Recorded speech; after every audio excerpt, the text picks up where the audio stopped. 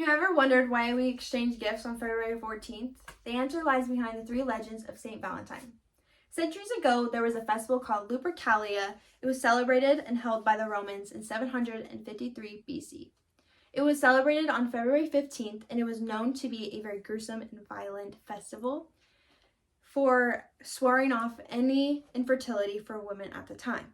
They would sacrifice a male goat that symbolizes sexuality, and then uses the goat skin to whip the women to get rid of any infertility, and then she would become fertile.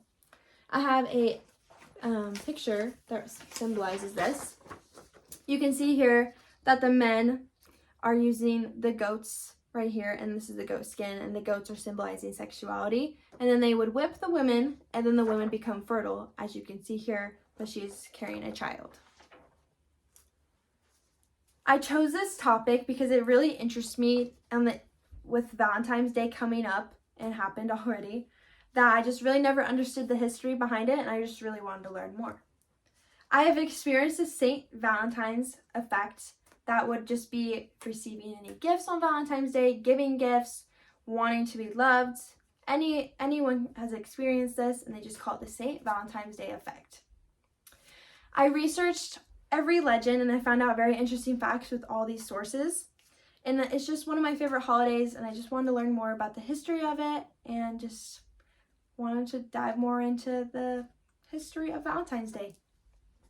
Today, I will inform you about the three legends: the priest who defied the emperor, the healing bishop of Terni, and the jailer's blind daughter love story with St. Valentine. Having set the stage with the historical aspect of the significance of Valentine's Day, let us now dive deeper into the heart of the story, starting with the first of the legend. Saint Valentine, who defied the emperor and his laws.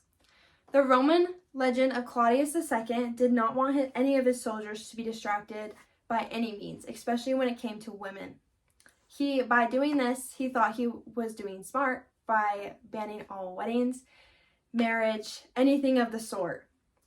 A priest named Valentine heard of this news, and he just did not like it. He thought it to be unbiblical, unholy. He would then go on and defy his laws by performing weddings still for the people that were in love and wanted to get married. When the emperor found out about this, he was not happy whatsoever. He was then imprisoned and then beheaded 3 days later. Here's a picture of said Valentine of the time. Everyone thought this would that St. Valentine looked like at the time.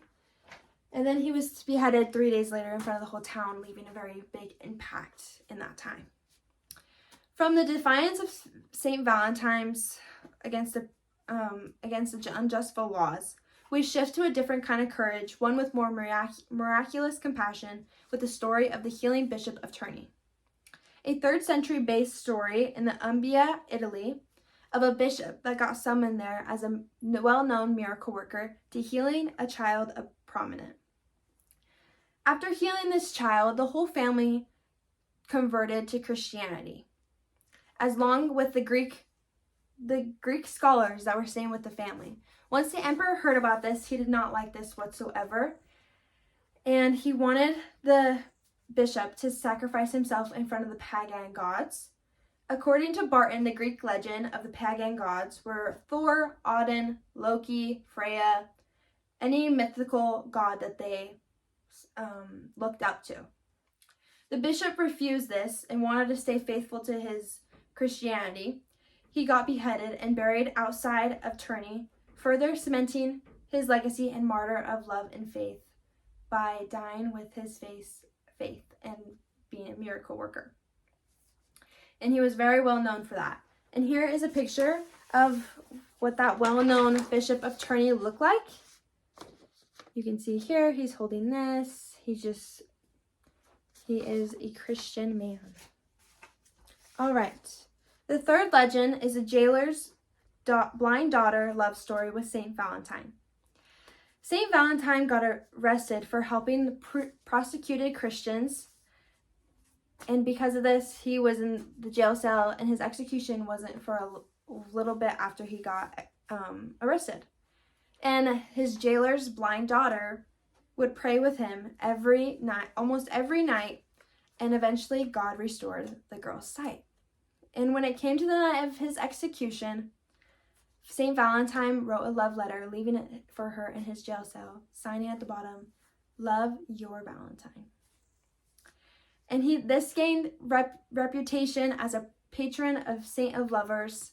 And still to this day, when we receive a letter, we will sign it at the bottom, "Love, your Valentine," or "From your Valentine," just in significance to the story of St. Valentine writing his love a letter and signing his name at the bottom.